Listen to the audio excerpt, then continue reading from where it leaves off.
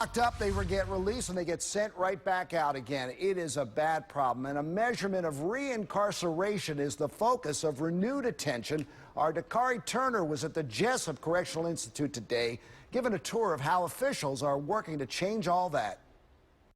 I had the opportunity to receive my GED. Had the opportunity to go to college. Corrections officials say they are trying to move the department past the dark cloud left by the Black Guerrilla family scandal that's dogged the department since 2013. But with the state's recidivism rate at 40% after 3 years of release, they're aiming to change a new target. Ready to make a difference. Wayne Brewster's been locked up since the 70s after a conviction of murder. He's also optimistic about an appeal he says may soon see him freed.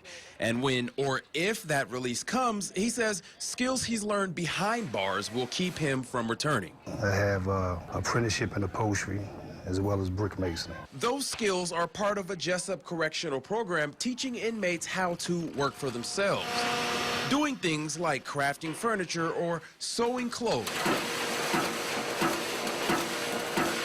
And yes, making license plates is how department head Stephen Moyer says real change will happen.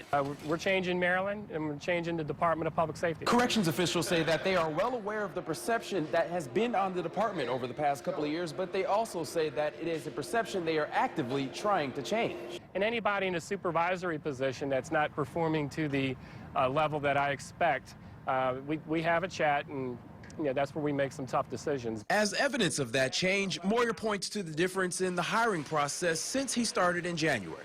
Potential problem employees will now be weeded out before they're hired. The Office of Human Resources, he says, is now 30% smaller.